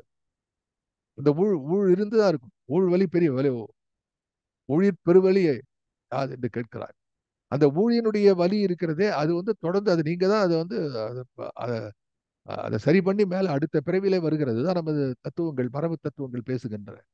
நான் வழக்கமா சொல்லுது, இருள் சேர் இருவினை என்று கடவுள் வாழ்த்திலே பாரதி இது வள்ளுவன் பேசுகின்றானே, அந்த இருள் சேர் இருவினை என்பது நல்வினை தீவினை. இந்த நல்வினை தீவினை இரண்டுமே ஊழ்வினையாக வருகின்றது. அப்போ இதை வந்து நீக்கும் என்று சொல்கிறான். இப்போ நீக்கப்படும் என்று சொன்னால் அதனுடைய அதிர்வுகள் இருந்து, அதனுடைய ஆபத்திலிருந்து சில நீக்கங்களை நீ அது இருக்கும். அது அது அது வந்து நீ நீ அதை பட்டு அழித்து தான் ஆக வேண்டும். ஒருவர் பேசும்போது சொன்னார், யார் பேர் தெரியல, ஒரு மிகப்பெரிய உபன்யாசர் பேசும்போது, நீ வந்து இவ்வளோ ஒரு ஒரு தலையிலே நீ ஒரு 10,000 ரூபாய் சுமந்து கொண்டு செல்ல வேண்டும் என்று உனக்கு ஒரு விதி இருந்தால், இந்த 10,000 ரூபாய் சில்லறையா சுமந்தா எப்படி இருக்கும்? அதுவே 10,000 வந்து 2,000 நோட்டு இல்லை இப்போ. இப்போ இன்னும் ரொம்ப அதிகமாயிடும். அதோட ஒரு 2,000 நோட்டு கட்டா சுமந்தா எப்படி இருக்கும்? சுமப்பது தான், ஆனா கொஞ்சம் அந்த வலி குறையும். ஆகவே இந்த நீக்கும் என்று சொன்னால், இப்ப எப்படி வந்து ஒரு ஒரு தீ, ஒரு கீழே தீயில வந்து காலை வச்சிருப்ப தீ சுடுறது, இன்னும் கொஞ்சம் மேல போட்டோம்னா அந்த தீயினுடைய சூடு தடிக்கும். அதுதான் ஒரு ஒரு நுட்பமாக பாரதி சொல்லலாம், ஊழ்வினை நீக்கும் உயர்வே சக்தி. ஒரு உயர்ந்த நிலையிலே போகும்போது இந்த ஊழ்வினையை பற்றி நீ கவலைப்பட மாட்டாய். இந்த ஊழ்வினையை ஏற்றுக்கொள்ளக்கூடிய மனப்பக்குவம் உனக்கு வந்துவிடும். உடம்பு சரியில்லாத உடம்பு சரியில்லாத வரும், 1000 பிரச்சனை வரும். ஆனா அதை ஏற்றுக்கொள்ளக்கூடிய மனப்பக்குவத்தை நீ பெறும்பொழுது நீ ஒரு உயர்ந்த நிலையிலே சென்று விடுகிறாய். அப்போ அந்த ஊழ்வினை நீங்கி விடுகிறது. ஊழ்வினையினுடைய பயன்கள் இது வந்து துன்பம் மட்டும் இல்லை, இன்பத்திலும். அதுதான் அழகு இதுல. அந்த ஊழ்வினை என்பதுல வந்து தீவினை நல்வினை ரெண்டுமே இருக்கிறது. அப்போ எல்லாரும் சேர்ந்து புகழ்கிறார்கள். ஆஹா, நீ பெரிய ஆள் என்று சொல்கிறார்கள், மகுடம் சூட்டுகிறார்கள், பாரத ரத்னா கொடுக்குறான் எல்லாரும். அப்படி இருக்கக்கூடிய நிலையிலே அதுவும் உன்னை தொடாமல் நீ அதை விட தாண்டிய உயரத்திலே உன்னை சக்தி அமர வைத்தால் அந்த ஊழ்வினையிலிருந்து நீ நீங்கி விடுவாய். எகெயின் வள்ளுவன் இருள் சேர் இருவினை என்று சொன்னான். நல்வினை தீவினை ரெண்டுமே இருள் சேர்க்கும். வினை அகல வேண்டும் என்று சொன்னால் அது ரெண்டு வினையும் குறிப்பது வினை என்பது. இப்போ ஊழ்வினையை நீக்கும் உயர்வு என்று சொன்னால் ஒரு உயரத்திலே உன்னை இதெல்லாம் தாண்டி மனித வாழ்விலே நாளும் படக்கூடிய இந்த இன்ப துன்பத்திலிருந்து உன்னை விலக்கி மேலே உயர்த்துகிறாளே அது ஊழ்வினை நீக்கும் Shakti. I hope I made myself clear on this issue. அதான் அர்த்தம் அதுக்கு. ஊழ்வினை நீக்கும் உயர்வே சக்தி என்று அந்த அந்த உயர்வினை சொல்கிறான். இறுதியாக உள்ளத்து ஒளிரும் விளக்கே சக்தி என்று பாரதி சொல்கிறார். கடைசியில எவ்வளவு அருமையா சொல்லப்பா. அதாவது இதெல்லாம் மகா கவிகளுக்கு அப்படியே வார்த்தைகள் வந்து விழும். நம்ம வந்து இட்டுக்கட்டி சொல்லணுங்கிற அவசியம் இல்லை. எழுதி கொண்டு வருகிறான். 23 இலக்கணத்தை சக்திக்காக எழுதி கொண்டு வருகிறான். கடைசியில் சொல்றான் உள்ளத்து ஒளிரும் விளக்கே சக்தி என்று சொன்னா இத்தனை நேரம் நாம் பேசிக் கொண்டிருந்தோமே, இத்தனை நாள் நாம் பேசிக் கொண்டிருந்தோமே, இத்தனை தூரம் விளக்கி கொண்டிருந்தோம், இதெல்லாம் உனது உள்ளத்திலே ஒளிரும் என்று சொன்னால் அந்த விளக்கு தான் சக்தி, இந்த விளக்கம் தான் சக்தி என்று ஒரு பொருளாக நம்ம கொள்ளலாம். அப்போ உள்ளத்து உளரும் வெளிக்கேனா அந்த விளக்கு தான் சக்தி. அது வந்து எனக்கு ரொம்ப பிடித்த பாடல் பூதத்தாழ்வார். உங்களுக்கு தெரிஞ்சிருக்கும் பூதத்தாழ்வாருடைய அருமையான பாடல் வந்து அன்பே தகழியா ஆர்வமே நெய்யாக இன்புருகு சிந்தை இடுதிரியா நண்புருகி ஞானச் சுடர் விளக்கு நான் ஏற்றினேன் என்கிறார். ஞானச் சுடர் விளக்கை ஏற்றுகிறார் ஆழ்வார். எப்படி ஏற்றுகிறார் என்று சொன்னால், இந்த தகழி என்று சொன்னால் பெரிய ஒரு பாத்திரம், தகழி உருளை உருளி என்று சொல்வார்கள். அப்படி தகழி இருக்கும். அந்த தகழியில தான் எண்ணெயை விட்டு திரி போட்டு விளக்கு ஏற்றுவாங்க. அதை ஆழ்வார் பார்க்கிறார். இப்படிப்பட்ட விளக்கையா ஏற்றணும்? இது சாதாரணம். நான் என்ன செய்கிறேன் தெரியுமா?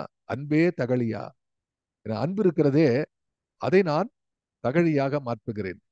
அந்த அன்பே தகழியா ஆர்வமே நெய்யாக, இந்த ஞானம் வேண்டும் என்ற ஆர்வம் ஒன்று இருக்கிறது, அது நெய்யாக இன்புருகு சிந்தை இடுதெரியா. என்ன அழகு பாருங்க, இதை ரசிக்கணும். அவர் என்ன சொன்னார்? அன்பு தகழியா இருக்கு, அதாவது சாலிடா இருக்கணும். நீங்க வந்து மண் பாத்திரமா இருந்தாலும் வெண்கலமா இருந்தாலும் மண்கலமா இருந்தாலும் அது வந்து சாலிடா இருக்கணும். அது அன்பு. அன்பு தான் அடிப்படை. அதை தகழியா வைத்துக்கிறேன். ஆர்வமே நெய்யாக என்று சொன்னார். ஏன் அப்படின்னா நெய்யை குறைய குறைய விளக்கு அணைஞ்சு போயிடும்.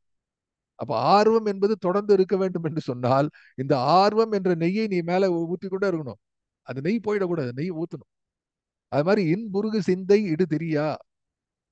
இன்புருகு, அது இன்புருகுன்னு சொல்லும் பொழுதே அந்த திரியும் உருகி கொண்டே போகும். திரியும் அது எரிய போய்கொண்டு இருக்கும். அந்த அந்த சிந்தை மறுபடியும் அந்த சிந்தை அதிலேயே இருக்க வேண்டும். ஒரு நாள் விளக்கம் அல்ல இது, இது ஆயுசு தோறும் இருக்கக்கூடிய விளக்கமாக இருக்கிறதே. அப்படி நாம் பார்க்கிறோம். அதை அப்படி பார்க்கும் பொழுது உள்ளத்து ஒளிரும் விளக்கே சக்தி, அன்பே தகழியா ஆர்வமே நெய்யாக இன்புருகு சிந்தை இடுதெரியா என்று இருக்கிறதே, அதை நாம சொல்லணும். ஆகவே இவை அனைத்தும் நமது எண்ணத்திலே தோன்ற வேண்டும். அப்படிப்பட்ட ஒரு அறிகுறியாக இந்த பாடலை சக்தி என்ற தலைப்பிலே பாரதி பாடியிருக்கிறார்.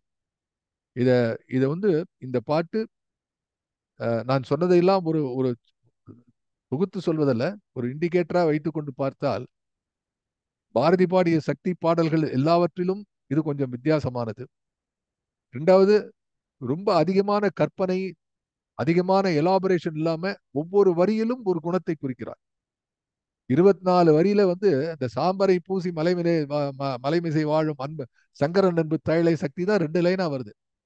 அப்படி இல்லாத பார்க்கும்பொழுது மொத்தம் 24 அடிகள் வந்து 23, அதை குறைச்சிட்டானா 23 இலக்கணத்தை கொடுக்கிறார். ரெண்டாவது, சக்தியினுடைய மேனிஃபெஸ்டேஷன் எப்படியெல்லாம் இருக்கும் என்பதை இந்த பாடலிலே அவன் காட்டுகிறான். அது நமது உள்ளத்திலே ஏற்படக்கூடிய அந்த உண்மையான பக்தி நிலையிலே எண்ணி பார்க்கக்கூடிய ஒரு பக்கம் இருக்கிறது. இன்னொன்று நமது வாழ்க்கையினுடைய செயல்பாடுகளிலே அது இருக்கிறது. அதே மாதிரி இந்த பாட்டுல இத்தனை வாழ்க்கையினுடைய செயல்பாடுகளிலே சக்தி இருக்கிறாள் என்று சொன்னால் இவள் அன்றி ஒரு வாழ்வு இல்லை. வாழ்வினுடைய தவம் இவள், வாழ்வினுடைய முதிர்ச்சி இவள், வாழ்வினுடைய முழுமை இவள், வாழ்வினுடைய போக்கு இவள், வாழ்வே இவள் என்று சொல்லக்கூடிய அளவுக்கு இந்த வாழ்க்கையில இருக்கக்கூடிய வித்தியாசமான விஷயங்கள் எல்லாம் குறிப்பிட்டு துன்பமில்லாத நிலை என்று சொல்கிறான். துக்கமில்லாத கண் விழிப்பு, ஞானம் பெறக்கூடிய நிலை என்று சொல்கிறான். ஆனா எல்லாவற்றையும் விட இன்றைக்கு நான் சொன்னேனே, இன்றைக்கு நிறைவாக நான் சொல்லக்கூடிய இந்த பகுதியில் இருக்கக்கூடிய அழகு, வாழ்வு சஞ்சலம் வீழ்வு. இதை வந்து இதை வந்து பாரதி எப்படி புரிந்து கொண்டு எழுதுகிறான் பாருங்கள். இதை எப்படி நமக்கு கொடுத்திருக்கிறான் என்று நாம் எண்ணி பார்க்க வேண்டும். தியாகராஜன் சார் இருக்கீங்களா? தியாகராஜன் இருக்காரா? அவர் ஏதோ பேச வேண்டும் என்று சொன்னார். அவருக்கு வந்து நான் நேரம் கொடுக்க வேண்டும் நினைக்கிறேன். தியாகராஜன், இந்த தலைப்பில் எழுதியிருக்கேன், என் வாழ்வில் பாரதியின் மந்திர சொற்களின் தாக்கம் அப்படின்னுட்டு 2 நிமிஷத்துக்குள்ளே பேசி முடிப்பேன்னு நம்பிக்கிறேன். நான் மகாகவியின் மந்திர சொற்கள் 201வது வாரத்தில் என் ஞானாசிரியர் பாவேசு அவர்களுக்கு சொல்ல போகும் நன்றி உரை. 2 நிமிடங்களில் பேசி முடிக்க இவ்வுரையை எழுதி வாசிக்கப் போகிறேன். நிச்சயமான மரணத்திலிருந்து தப்பி பிழைத்த வேடிக்கை மனிதன். இது என்னுடைய பிதற்றல்களை பொறுத்தே அருள வேண்டி இவ்வுரையை பேசத் தொடங்குகிறேன்.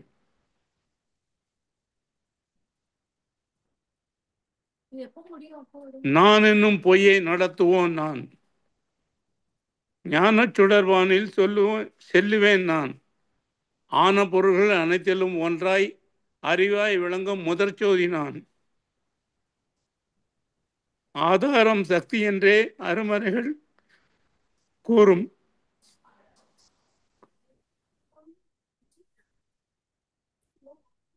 யாதானும் தொழில் புரிவோம், யாதும் அவள் தொழிலாம். துன்பமே இயற்கை எனும் சொல்லை மறந்திடுவோம், இன்பமே வேண்டி நிற்போம், யாவுமே தருவாள். தகவென்று ஆடவுமோ, சக்தி சக்தி சிவசக்தி என்று பாடவுமோ, அகத்தினிலே உள் நின்றாள் அவள். அம்மை அம்மை எம்மை நாடு.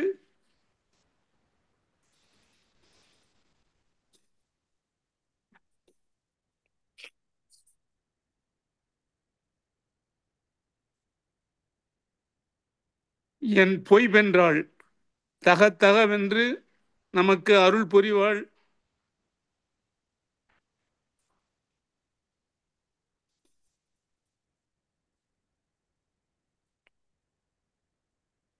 அவள் தாளொன்றே சரணமென்றே வாழ்த்திடுவோம் நாமன்றே. என்னை நான் ஒரு பொய்யன் என்று உண்மை மெய்யை உணரச் செய்த மகாபுருஷன் பாரதி. அத்வைத ஞான சித்தன்,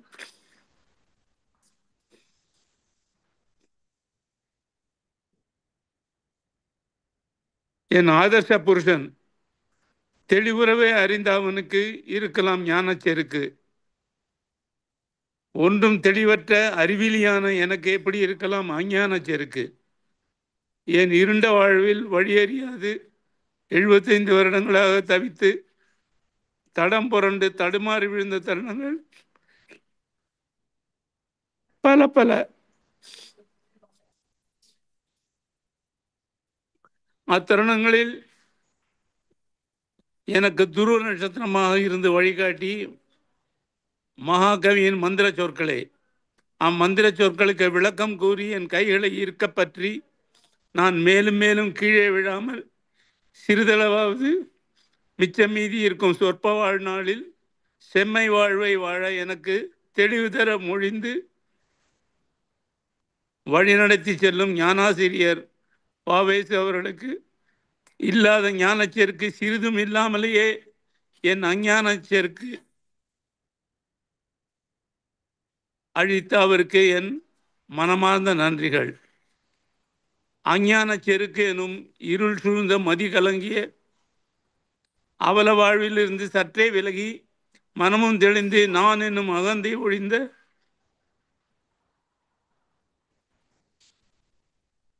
நன்னிலை அடைய நம்புவது மகாகவியின் மந்திர சொற்களே. எல்லாமாகி கலந்து நிறைந்த பின் ஏழ்மை உண்டோடா மனமே, பொல்லா புழுவினை கொல்ல நினைத்தேன். புத்தி மயக்கம் உண்டோ, ஆன்ம வெளிக்கடல் மூழ்கி திளைப்பவர்கள் அச்சம் உண்டோடா மனமே, தேன்மடை இங்கு திறந்தது கண்டு தேக்கி திரிவமடா. இறுதியாக நான் பராசக்தியிடம் வேண்டுவது, நின்னை சில வரங்கள் கேட்பேன், அவை நேரே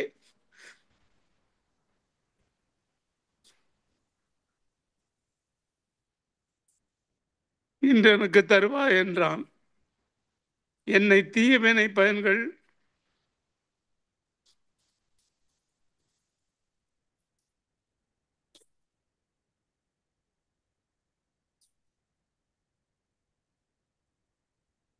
இன்னும் மூளாது அழிந்திடுதல் வேண்டும். இனி என்னை புதிய உயிராக்கி எனக்கு ஏதும் கவலையற செய்து மதி தன்னை மிக தெளிவு செய்து என்றும் சந்தோஷம் கொண்டிருக்க செய்வாய். என்னை என் ஞானாசிரியர் வாவைஸ் அவர்கள் உணர்ச்சி கொண்டு கண்களில் நீர் வழிய பாரதியின் மந்திர சொற்களை கேட்டு மனம் நெகிழ வேண்டாம் என்று அறிவுரையும் உரைப்பார். ஆனால் நானோ ஒரு வேடிக்கை மனிதன். தெளிவு தர மொழிந்த வாவேஸ் அவர்களின் பாரதியின் மந்திர சொற்களை கேட்டு சிந்தித்து பார்த்து உள்ளத்தில் கழிவர ஆனந்த கலவு பல கண்டு கண்களில் கண்ணீர் துளிவர உள்ளுருக்காமல் ஆனந்த வெள்ளமாகி பெருகி வழிய செய்து பாரதியின் மந்திர சொற்களால் மனசுத்தி அடைய தினந்தோறும் புதன்கிழமை வாராதோ என்று காத்து கொண்டே 200 வாரங்கள் கழிந்து விட்டன. இன்னும் 2000 வாரங்கள் தினம் தினம் புதன்கிழமை வாராதோ என காத்து கொண்டு வாவேசு அவர்களுக்கு நல்ல உடல் வளத்துடன் தீர்காயுசு வரத்தையும் அளிக்க அந்த எல்லாம் வல்ல பராசக்தி வரமளிக்க வேண்டி இந்த நன்றி உரையை நிறைவு செய்கிறேன். நம்பினோர் கெடுவதில்லை, இது 4 முறை தீர்ப்பு. அம்பிகையை சரண் புகுந்தால் அதிகாரம் பெறலாம். அம்பிகையை நான் சரண் புகுந்தேன், ஒரே ஒரு வரமளித்தாள், அதுதான் துன்பமில்லாத நிலையான சக்தி. துன்பமே இயற்கை என்னும் சொல்லை மறந்தேன் நான், இன்பமே வேண்டி நின்றேன். அன்பு கலந்த ஆண்மை நிறைந்த இன்பம் முதிர்ந்த அகந்தை அழிந்த முதிர்வெனும் வரத்தை அளித்தாள். அச்சத்தை வேட்கைதனை அழித்து விட்டால் அப்போது சாவும் அங்கே அழிந்து போகும். மிச்சத்தை பின் சொல்வேன், சினத்தை முன்னே வென்றிடுவீர். மேதியினில் மரணமில்லை. துச்சமென பிறர் பொருளை கருதலாதே, சூழ்ந்ததெல்லாம் கடவுளோர் சுருதி சொல்லும். நிச்சயமாம் ஞானத்தை மறத்தலாலே நேர்வதே மானுடத்தில் சினத்தி நெஞ்சில். ஆனால் இதே மகாகவி புதிய அதிசூடியில் சொல்கிறான், ரௌத்திரம் பழகு. பாதகம் செய்பவரை கண்டால் நீ பயம் கொள்ளலாகாது பாப்பா. மோதி மிதித்து விடு பாப்பா, அவர் முகத்தில் உமிழ்ந்து விடு பாப்பா. நானோ 2வது ரகத்தை சேர்ந்த வேடிக்கை மனிதன். அன்பு கனிந்த கனிவல்லவோ அவள், ஆண்மை நிறைந்த நிறைவும் அவளே, இன்பம் முதிர்ந்த அகந்தை அழிந்த முதிர்வும் அவளே. அவளையே வரமாக எனக்கு அளித்தாள். எனக்கு அவள் கண்ணம்மா, என் குலதெய்வம்.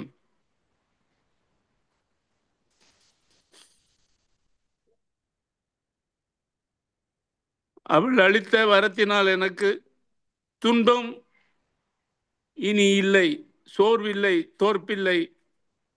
அன்பு வழியில் அறங்கள் நடத்திட கண்ணம்மாவை சரணடைந்தேன். சாவமங்கே அழிந்து மரணமும் இல்லை. அவளை நினைத்தே அக்கணமே நான் பண்ணிய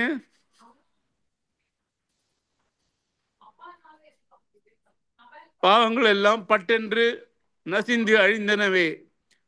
பண்ணிய பாவம் எல்லாம் பரிதி முன் பனியே போல் நன்னிய தினமும் இங்கு நசித்திட போகும் அந்நாய். தியாகராஜன் என்னும் வேடிக்கை மனிதனா நான் வீழ்வேன் என்று நினைத்தேன். என்னை வீழாமல் தடுத்து ஆட்கொண்டான்.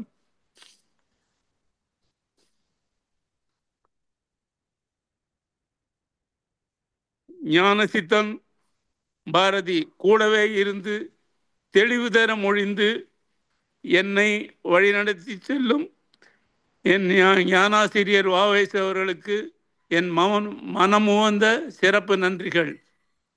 அத்வைத ஞான சித்தன் பாரதியின் அதிதீவிர காதலன்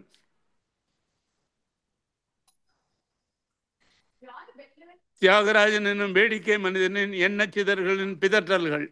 நன்றி. Thank you sir. ரொம்ப ரொம்ப மகிழ்ச்சி தியாகராஜன். ஒரு விஷயம் சொல்றேன், அவர் தான் அண்மையில் வந்து gone through very critical surgery.